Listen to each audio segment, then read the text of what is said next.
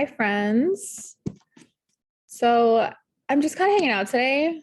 And I thought that we could take a look at maybe Kanye's chart just for fun.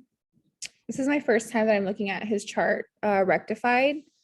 So on everywhere else, he's a Cancer rising. And I didn't really think it made sense, but I just went along with it because I didn't really think too much of it. But my friend Camila rectified his chart, and actually turns out that he is a Virgo rising, which makes a lot more sense. A lot more sense. Actually makes a lot more sense. So Kanye has a pretty intense chart. And I want to see something. The ninth house rulers in the eighth. Libra, second house rulers in the eighth. Okay. Oh, it makes sense that he married such a wealthy woman. Okay, so yeah, so sorry, I get like distracted because I also haven't slept in like 3 days, so bear with me.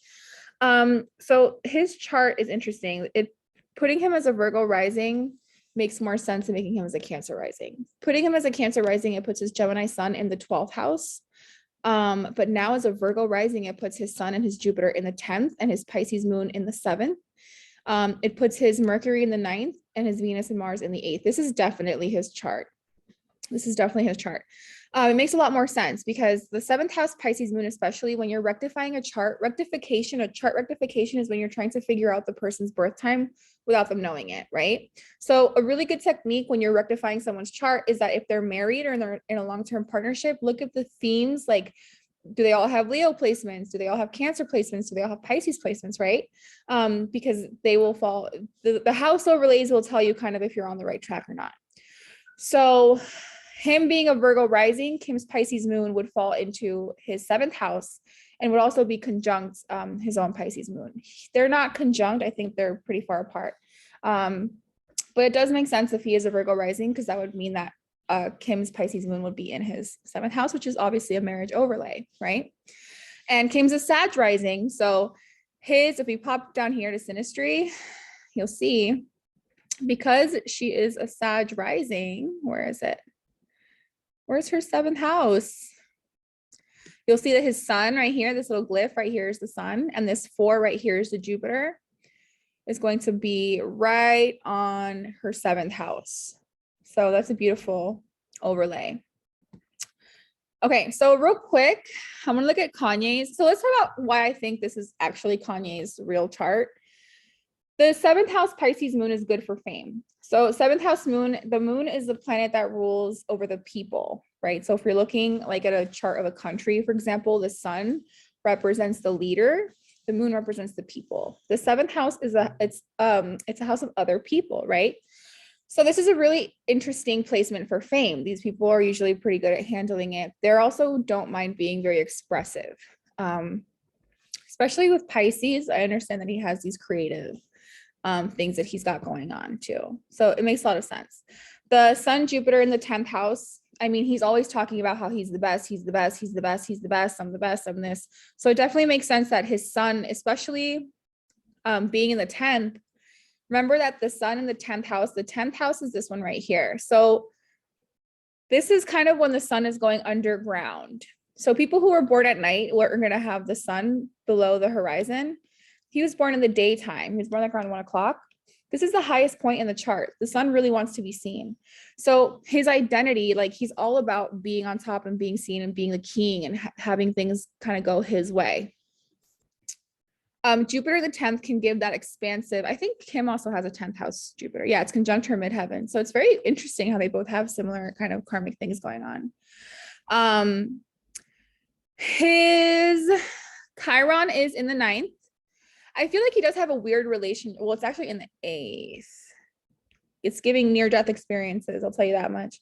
But his Chiron is in Taurus in the 8th house, which is very interesting.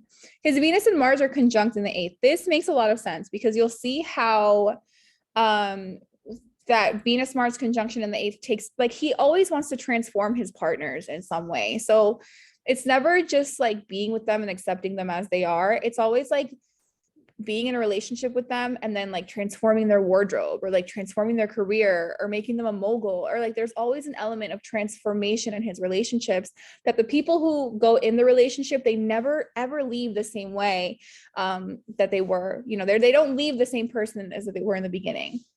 So this is definitely Kanye's chart, because that Venus and Mars in the 8th in Taurus in the 8th makes a lot of sense. So let's see, the ruler of his 8th house. So let's just talk about his money, because he's got some crazy things happening for his finances.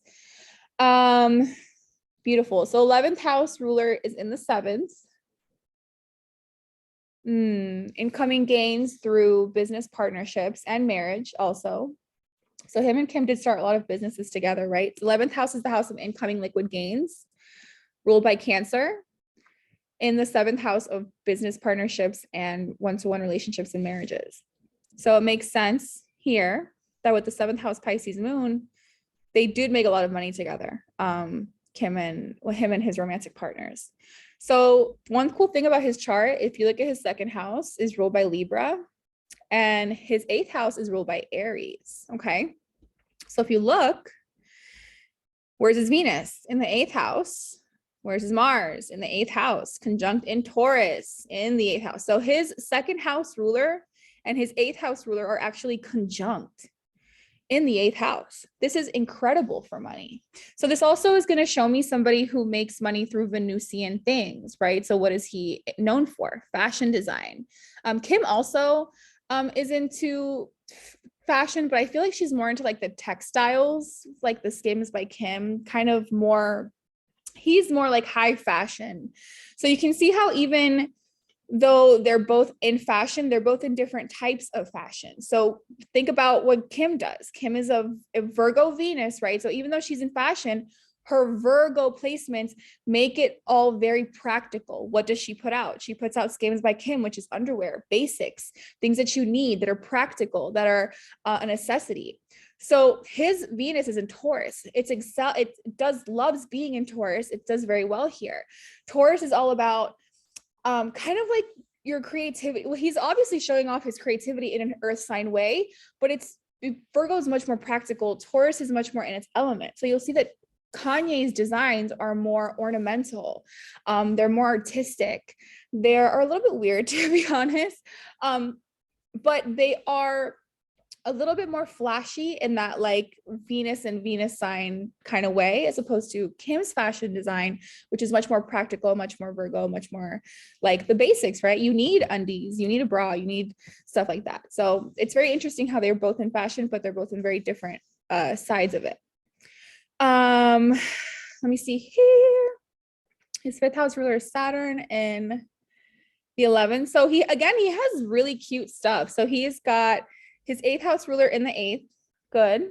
2nd house ruler in the 8th, 5th house ruler, which is Saturn in the 11th again. So this is beautiful for his financial gains. So again, depending on how the Saturn is aspected, his Saturn is in Leo, and it's making quite a few aspects here, making really cute sextiles and trines. So this is not really a problematic placement. One thing that I am interested in, okay, this is what I was looking for. So you saw how we saw that his Venus and Mars are conjunct in Taurus in the 8th.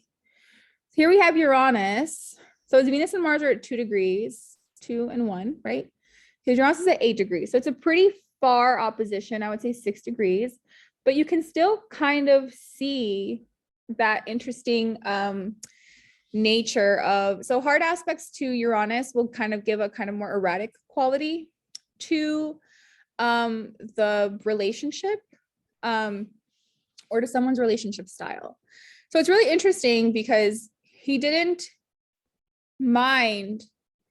I wonder if this is how the oppositions play out. So I think that the oppositions play out in this way, right? Where like the partner, like you like your freedom, right? When you have this kind of tension happening, you like the freedom and maybe the partner doesn't really like the freedom too much. So maybe there's friction there. I feel like the trines happen where it's mutual, where like both of you together kind of enjoy that kind of open-ended situation where it's long distance or you don't see each other very often. In Kanye's like case, he was kind of erratic. He kind of is a little, little more like off the wall. He has different demands. He wants it done this way, wants it done that way. And that can also, by the way, I think that is like a 10th house something where they can be a little bit controlling just because it's like a power thing. But the opposition, because it's in a hard aspect, it's going to show you you're going to see difficulties with these aspects, right? So maybe he would leave the family to go work and buy a house in Wisconsin. So that kind of Uranian nature, Kim didn't like that, right? So he has the opposition, which is causing a little bit more friction. With trines, or sextiles, it's a more harmonious energy. So if you have a Venus Uranus trine or a sextile, it's more comfortable, the energy.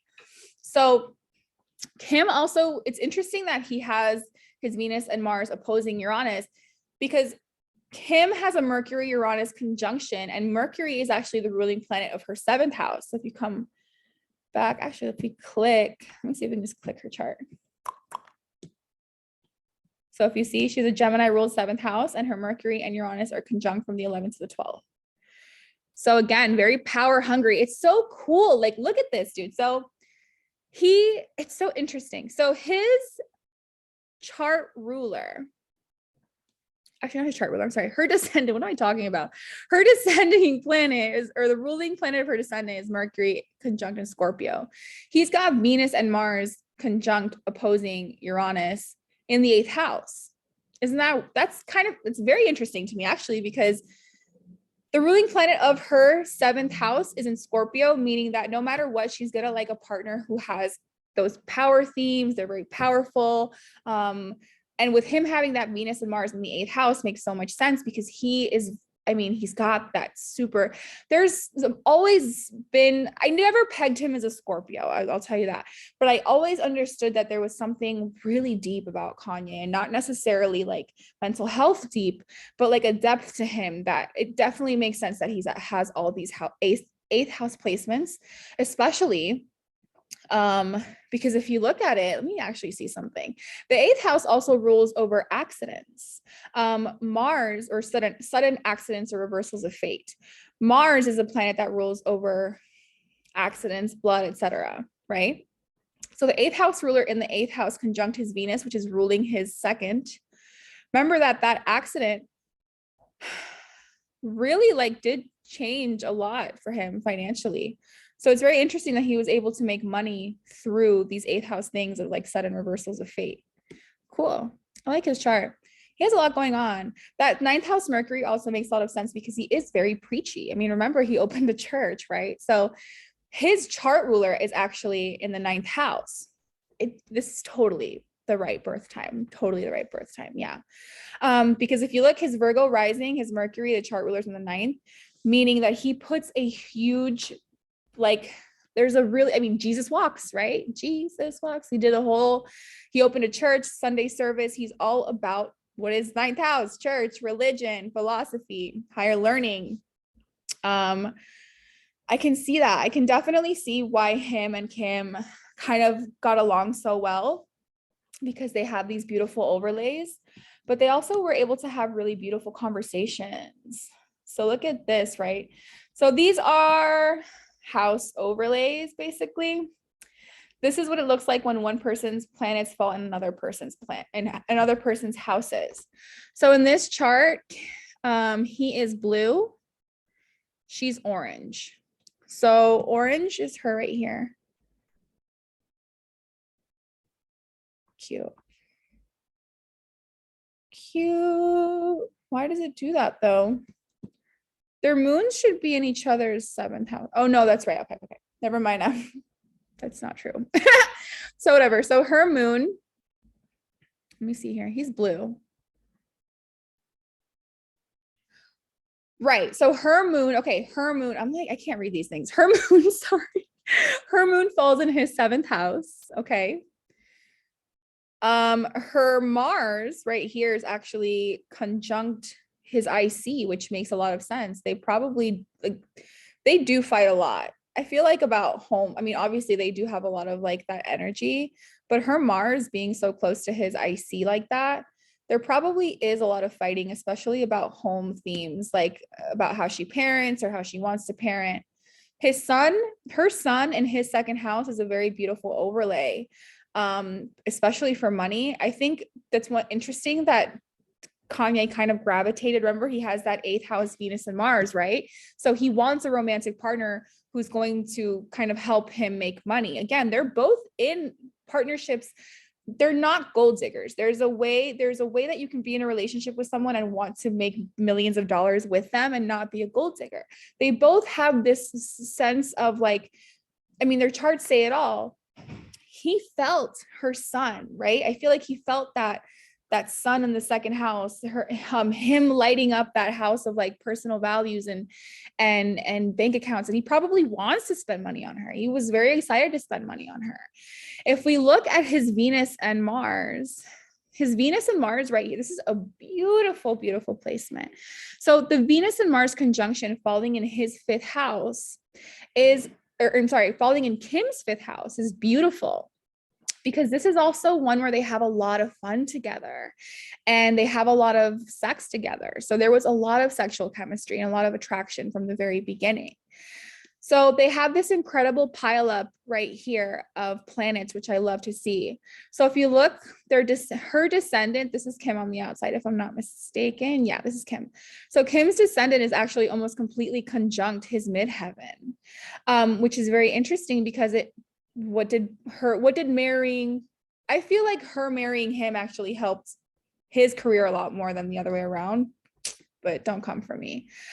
I really think that this partnership activated a lot of this, right? Because her descendant is pretty much conjunct the Jupiter, Sun, part of fortune, Lilith, all of this right here.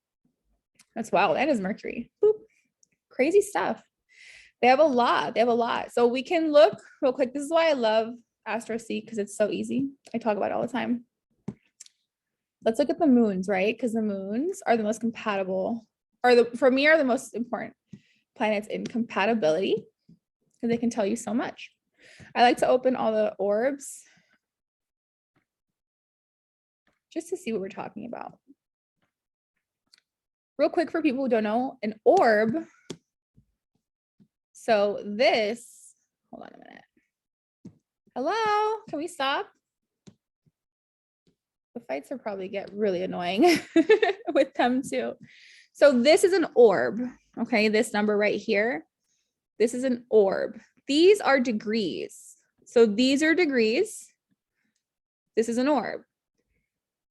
Pisces moon at 18 degrees and 41 minutes is conjunct the Pisces moon at 28 degrees and 9 minutes. That's how you would say that if you were reading it out loud. What it means is they are 9 degrees and 27 minutes apart, okay? Because the moon's at 18, moon's at 28. Make sense? Cool. So there you go. That's an orb. This lets us know how far apart they are. Now, when I was telling you about this,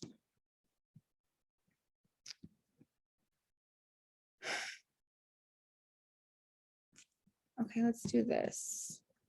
So they have a moon, okay, they have a moon-moon conjunction, which is one of the most common synastry aspects found in married couples is moon-moon conjunction. So if you have a moon-moon conjunction with your boo, that's very cute. This is nice because you two understand each other emotionally and you just get each other. You react to the world emotionally. You feel very safe talking to this person because they just kind of understand where you're coming from. Like if you're an Aries moon and someone's a Taurus moon, they might take things the wrong way. Maybe you're a little bit too harsh for them. But if it's 2 Pisces moons together, it's just right. It's just the right amount of spiritual. It's just the right amount of sweet understanding. And it's just the right amount of like delusional. So it's really cute. I love that.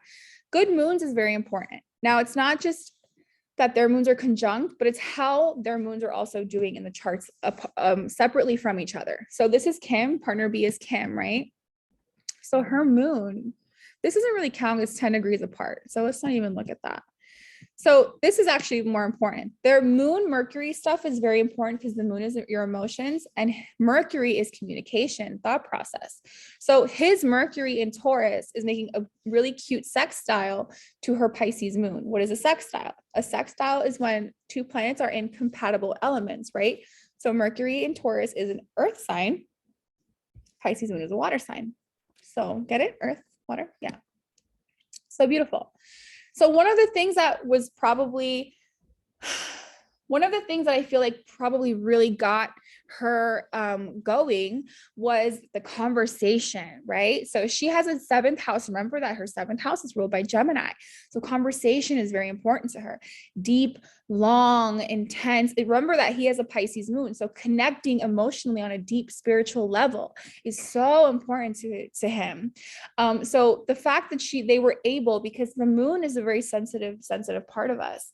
And when you're able to have somebody's Mercury helping you along to talk and to process, in the beginning, I feel like there was so much healing because she was able to talk to him about things that maybe she wasn't able to talk to a lot of people about, especially with things being regarding like Taurus themes and Pisces, like her spirituality, her faith, even because Pisces are still a very spiritual sign. They have a lot of really beautiful compatibility. I just, things happen. So the moon Neptune square is hard because there can just be a tendency of not really being on the same wavelength as your partner. It's not like Saturn where like you're on different speeds. It's more of like you have different intentions of where you want the relationship to go. He has his own moon I feel like he might have his own moon squaring. You're on a Neptune. I haven't checked, but yeah, this one's kind of an annoying one. So see, they have beautiful talks both ways. So if you look, she also has her Scorpio Mercury making a trine to his Pisces moon. So again, she gives, he's giving these really passionate speeches and she's there listening to him and she's helping him like rationalize his thought process. So you've actually seen this in action where he's going off and doing his whole Pisces moon thing and she's there with her Scorpio Mercury kind of putting more thought and more logic to the things that he's saying. So they have a very beautiful foundation as far as like being able to understand each other on that sense. I just think that maybe emotionally it's just not all the way there, especially because the sun moon square is a tough one to have in synastry, whether whether it's by degree or not. You can sometimes feel that. This is one too, the moon Venus opposition. So the expectations can sometimes be a little bit tough with this one. This is really close, okay, because his Pisces moon is at 18 degrees and her Virgo Venus is at 19. His Pisces moon really wants something more like he wants this ride or die. Like, I kind of want a Barbie doll that I can dress up and just be under my wing and be, she's not like that. She has a Virgo Venus. She's very practical. She's very boring. He wants to play dress up for the 8th time. And she's like, okay, but we have to get the kids to school. And I think it can be kind of hard because he has these overblown expectations of what I think he wants in a relationship. Remember, his Pisces moon has some stuff going on as well in his own chart. He might have overblown expectations of what he wants in a relationship. And she's more practical and down to earth, even though she has her own like Mercury stuff happening in her own 7th house. She is very practical. And I think that he means well. I just don't know if it's something that that makes her feel emotionally safe. So let's talk about Venuses real quick. They have nice stuff again. I'm gonna look at the ruler of his. So the ruler of his 7th house is Jupiter. What? The ruler of his 7th house is Jupiter. Let's see what Jupiter is doing. Beautiful. So the ruling planet of his 7th house falls in her 7th house. Okay, almost exact. So this is definitely his birth time for sure. And if we look, I want to see if his Jupiter is doing anything to her Mercury, because that would make sense. But you see how many times the ruling planet of his 7th house is aspected here. Okay, so you look here, it's aspected by her ascendant, right? So in the 7th house, by her Venus, by the Mars, by the Saturn. Like there was a lot. There's a lot. Let me see what hers is doing. And her Mercury is being aspected by his moon, by his Mercury, and by his Saturn. Ooh. Okay, so we're going to talk about this one. This is tough. Okay, so this is why I like to look at the ruling planet of the people's seventh houses to see what they're doing in their relationship. Her Mercury, okay, her Scorpio Mercury in the 11th house is getting a square from his Leo Saturn. And also, I think in the 11th house, I believe he has 11th house Saturn. Yeah. So Saturn, we're going to look at Saturn too, because Saturn is a very karmic planet. But ultimately, this is probably what the demise of the relationship was. Okay. So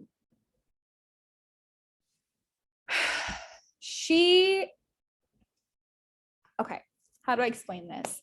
The Mercury Saturn square can kind of break down communication in a sense where it can almost feel like one or two of you are just kind of always shutting each other off. So either you just kind of just don't get each other. The relationships can feel like very stuck because there's maybe some rigid thinking on both sides because it's Saturn, right? And the thinking, logical thinking. It can kind of turn into like a dynamic where it's like older person, younger person, I'm giving you advice, I'm helping you through this. And it just becomes not super sexy. So even though they do have cute, Mercury moon stuff where they can't talk about their feelings, I feel like eventually she gets shut down, okay? Because it's his Saturn. So he's going to Saturnize her Mercury. So whenever she has an idea, he criticizes it, or she has a conversation, she criticizes it, especially when it comes to things regarding relationships. Because remember that her Mercury rules over her 7th house of relationships and business partnerships, her 10th house of career and public standing, and her 11th house of incoming gains. All those things in her life were being affected by his Saturn. So she felt a lot of pressure. So Saturn making an aspect is not always bad. Let's look at Saturn too, because Saturn in relationships will show you if, kind of what it'll look like. Let's look at their composite real quick.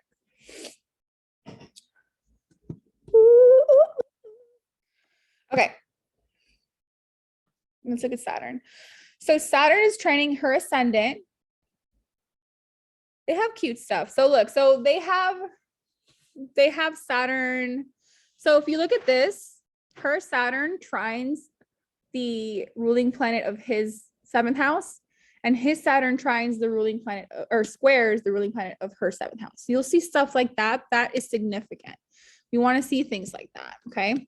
Saturn in relationships is bonding. It's karmic. It'll keep you together for a very long time. It can sometimes turn to feel like a chore, which I think is what happened with the Mercury Scorpio square, where it started to kind of feel more like work, right? Where it was more of conversations that were very serious and tedious and Saturnian and very instead of having the good times that they were able to enjoy before.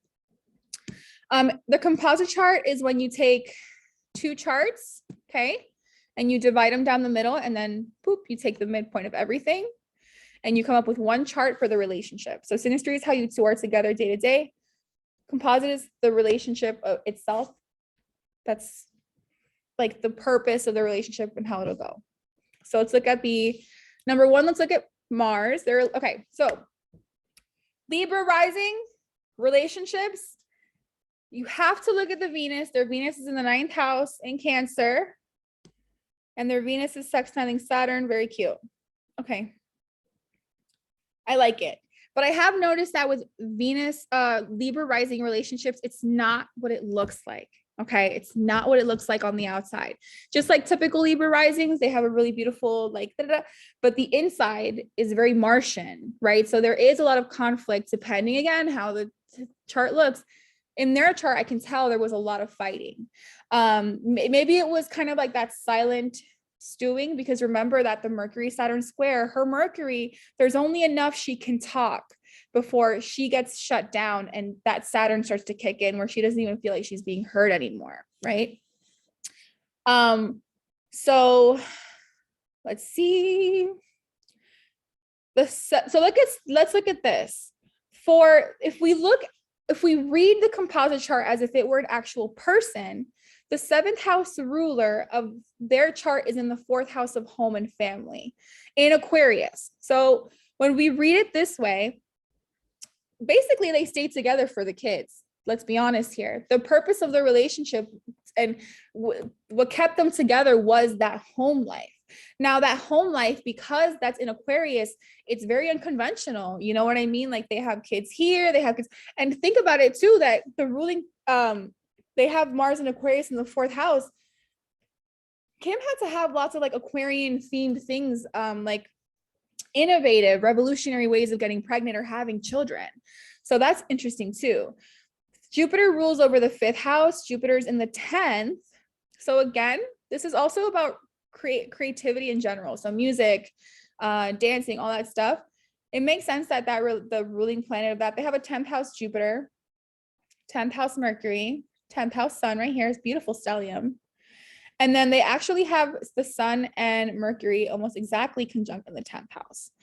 So again, the Sun Mercury conjunction in Leo in the 10th house with Jupiter and Lilith and everything, that makes a lot of sense because of course they're one of the most famous couples. The Sun Mercury, they did have a lot of communication, but I think that this relationship was very much to help them kind of grow. Now the crazy part is that Mars, right here, you have Mars, which is the ruling planet of, I knew it wasn't. So this is interesting. I'm going to show you guys something that's very interesting. This is how you know, this is how you can kind of get an idea of if the relationship will last. Okay. So what is Mars doing? Mars is, they actually have a seventh house Chiron too. This chart is very familiar to one that I've seen before. We'll see it. We'll look at it later. They have a seventh house Chiron together in the relationship. So that was a very painful experience for both of them. But if you look at Mars, Mars is sitting in the fourth house, right? What is Mars doing? It's making a very cute little square. It's in Aquarius to Uranus in the first. Okay. So ultimately, what did they break up over? They broke up over themes, family, home. Like, he wanted his independence, right? He wanted to be independent and have his own Uranian way of expressing himself. And they both wanted their own way of kind of expressing themselves. But ultimately it was the family and the parenting and I can't deal with like the erratic nature with our children, right? Because Uranus is about the erratic nature of the side of this planet, especially with the squares. So from Mars, so because Mars is the ruling planet of their chart of their seventh house and it's making a square to Uranus disrupts. Okay. So it does make sense that their relationship didn't really last. But I can definitely tell that it was very intense, that Mars Pluto trine, the Mars sextile Neptune, it was very spiritual. There was a very deep like spiritual connection, but I just think ultimately there were too many things that just kept popping up for her to feel truly safe and comfortable in expressing that part of her. The Mercury Mars opposition in a composite chart can show that the fights can get out of control very quickly, because it's almost like the both of you are kind of already on defense. Some beautiful things that they had their node and their south node and their moon conjunct in their chart in the fifth house. So this is past life stuff. They definitely have past life ties to kids. I think that they have a beautiful family, which I think is really what the basis of their relationship was to give them kids. And I don't know how many kids they have, but let me see. Jupiter, I don't see anything Jupiter. I was trying to count, but whatever. So yeah, you'll see here the Chiron sextile Venus is interesting. Chiron is a linkage, I believe, in relationships that keeps people together because there's a lot of healing to be done. So yeah, so that was cute. I did love reading their chart. I hope you guys enjoyed it. I will see you soon. Yeah, that was cool. Let me know what you want to see next. Mwah. Bye.